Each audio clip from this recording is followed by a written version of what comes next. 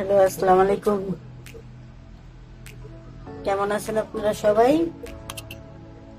আমি আসলাম আপনাদের সামনে আবার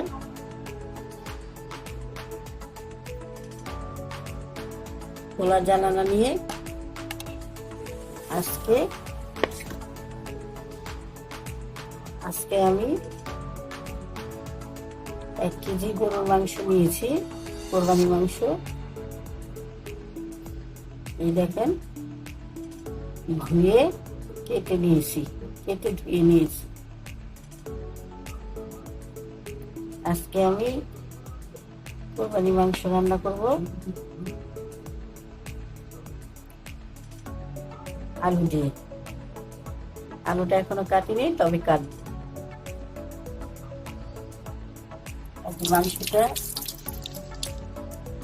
মাংসটা বসিয়ে দিব। আমি হাড় সহ 1 কেজি গরুর মাংস নিয়েছি। মাংসটা এখন আমি প্যান বসিয়ে রেখেছি আগে থেকে। এখন আমি মাংসটা রান্না করব।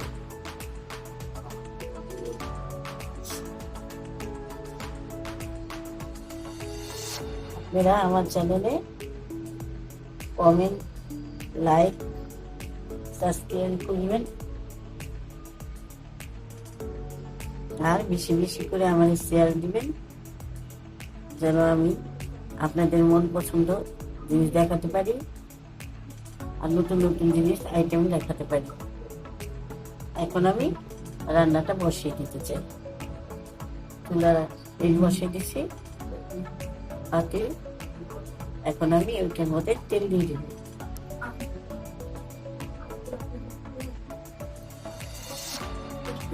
তেল দিয়ে দিচ্ছি। কোরবানি মাংস রান্না করতে অত তেল লাগে না, তাও দিয়ে দিলাম। পরিমাণ মতো তেল দিলাম, কারণ মাংসতে এবার তেল না হলে, তেল না থাকলে ভালো লাগে না, তাই আমি তেলটা দিয়ে দিলাম।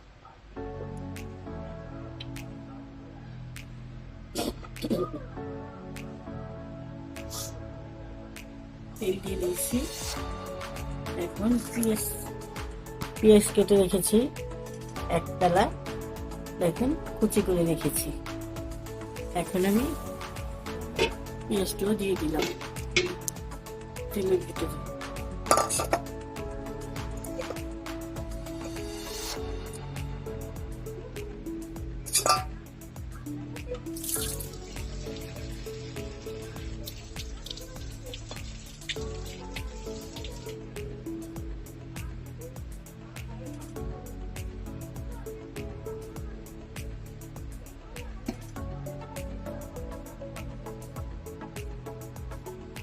চুলার গ্যাসটা অনেক লোতে আছে, কারণ আমি পুরান ঢাকায় থাকি, আমার চুলাতে গ্যাস থাকে না, তাই লোতেই রেখেছি। আর গরুর মাংসটা লোতেই হয়, মাঝে গরুর মাংস, তাই আমি গরুর মাংস চুলায় দিয়ে দিলাম। গ্যাসটা চুলায় দিচ্ছি।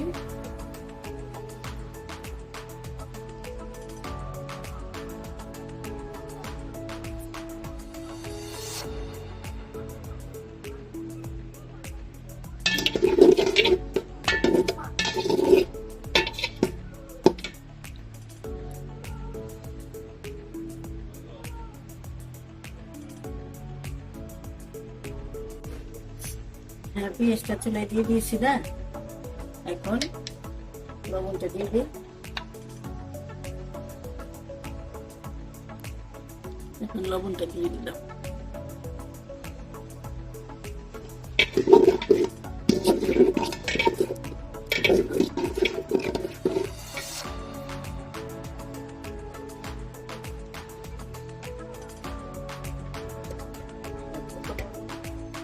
দিলাম।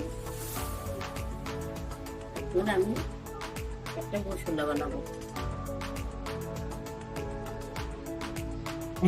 মশলা বানাবো। মশলাটা আমি মিক্স করে দিয়ে দিব।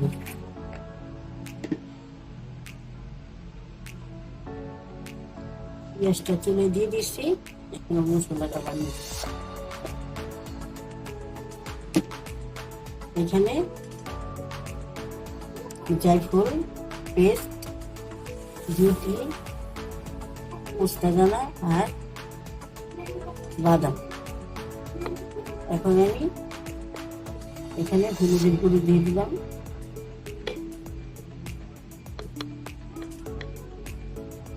হলুদের গুঁড়ো 2 চামচ,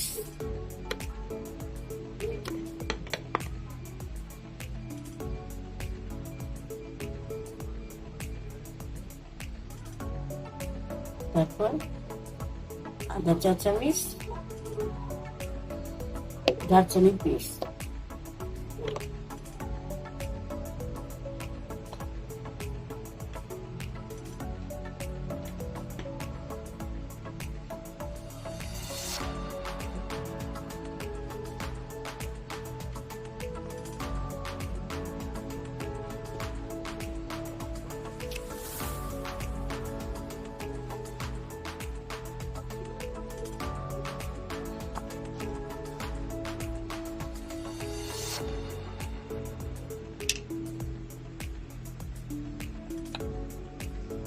এক 4 চামচ মরিচের গুঁড়ো,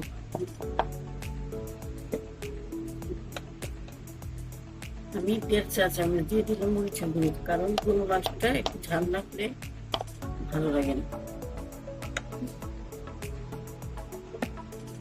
আমি একটু এটাকে মিক্স করবো একটু পানি দিয়ে, মশলাটা গুলিয়ে রাখলাম।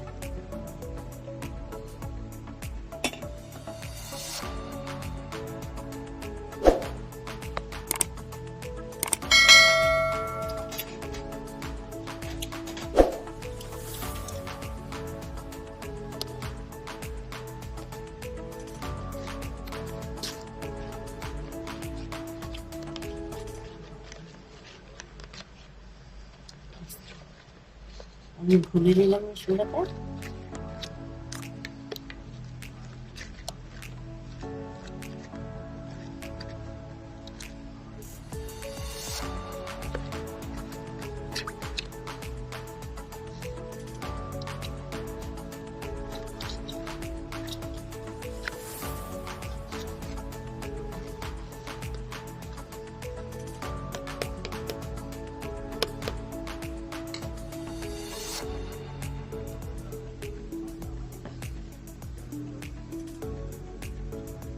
মশলাটা ভুলে রাখলাম। ভালো করে দেখেন, এটা আমি পেঁয়াজের দিকে ছেড়ে দেব, পেঁয়াজটা একটু লাল হলো, তারপর মাংস ছেড়ে দিব। দেখেন মশলাটা আমি জায়ফল, জুটি, পোস্তাদানা, বাদাম, দারচিনি, এলাচি পেস্ট, হলুদের গুঁড়ো, মরিচের গুঁড়ো সব মিশিয়ে রেখেছি। দেখেন দেখেন এটা আমি ছেড়ে দিব, আগে থেকে গুলিয়ে রাখলাম।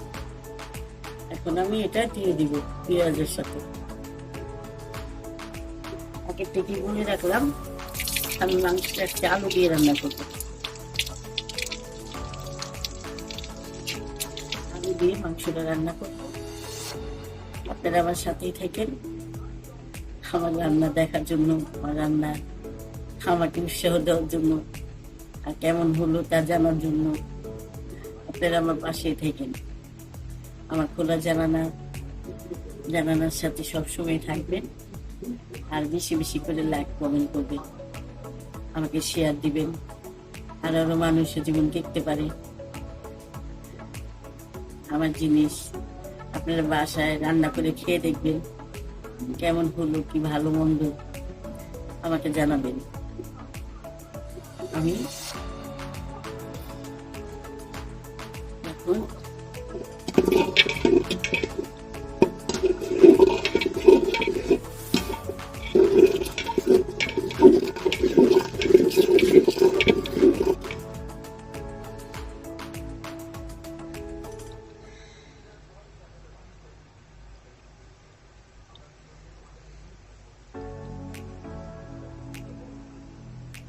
এখনো গ্যাস কম লোতে রেখেছি, কারণ মাংস মোটেই গলবে, পেঁয়াজটা ফুটিয়ে একটু লাল হতে হবে, তা না হলে মাংসটা সুন্দর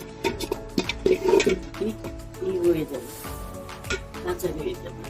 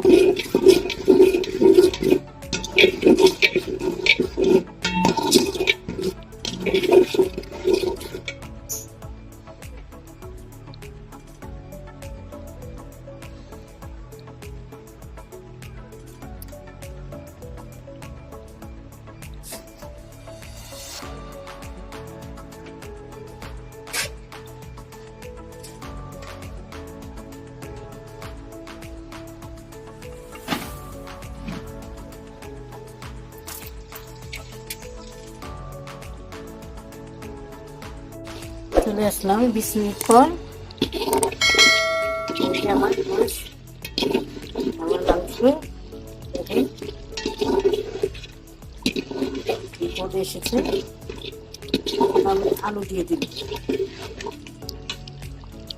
আলু কেটে ধুয়ে রেখেছি, দেখেন এইভাবে পিস করে রেখেছি, দিয়ে দিল।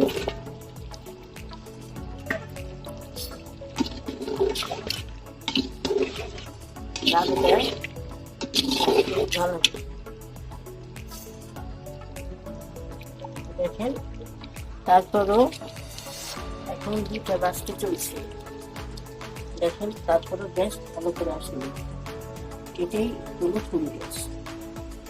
আমাদের পুরন ঢাকায় 2টা বাজে রাত, তারপরও গ্যাস ভালো করে আসে না। আমি আমার এই রান্নার মধ্যে খুললাম, তুলে আপনাদের কাছে কষ্টে কষ্টে জীবনযাপন করে এই পুরান ঢাকার মানুষ। সবাই খান পুরান ঢাকা, আমাদের থাকে না, কষ্টে জীবনযাপন করি আমরা। ভালো করে কষান হলে একটু পানি দিয়ে দিব, কারণ আলুটা গলতে হবে।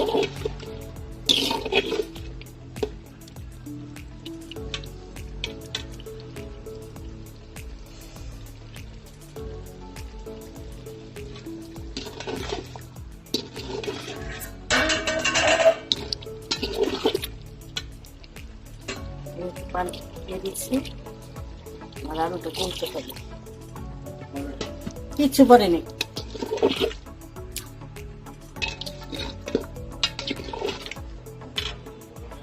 কিচ্ছু পড়েনি,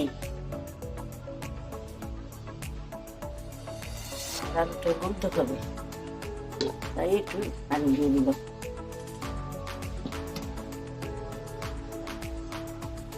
এখন আমি ঢেকে দিচ্ছি আলুটা গলার জন্য। এখন আমার মাংস হয়ে গেছে,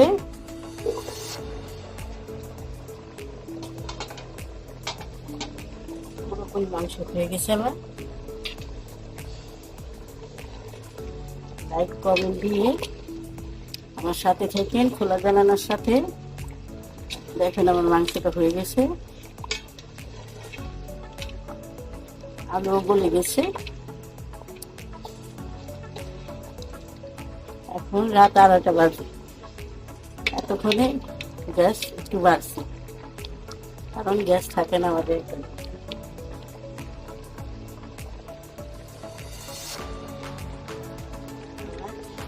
মাংস হয়ে গেছে।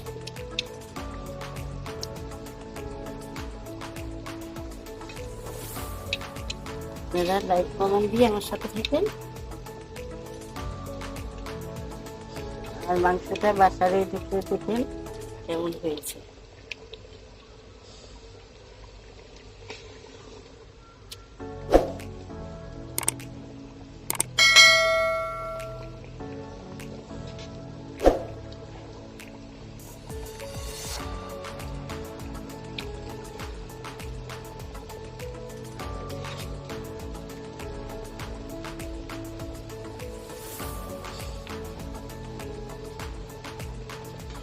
তাই আমার সাথে থেকে লাইক কমেন্ট করেন, আর আমার খোলা জানালার সাথে রাখেন, থাকেন, ভালো থাকেন, সবাইকে বলছি। আর বেশি বেশি করে শেয়ার করেন, লাইক দিন, কমেন্ট করেন, আর আমার সাথে থেকে খোলা জানালার সাথে। আজকে এই পর্যন্তই। আসসালামু আলাইকুম, সবাই ভালো থাকেন, সুস্থ থাকেন, আর আমার সাথেই থেকে খোলা জানালার সাথে থেকে। আজকে এই পর্যন্তই। আল্লাহ হাফেজ। আলু দিয়ে মাংস দিয়ে পর্যন্তই আছে। আল্লাহ।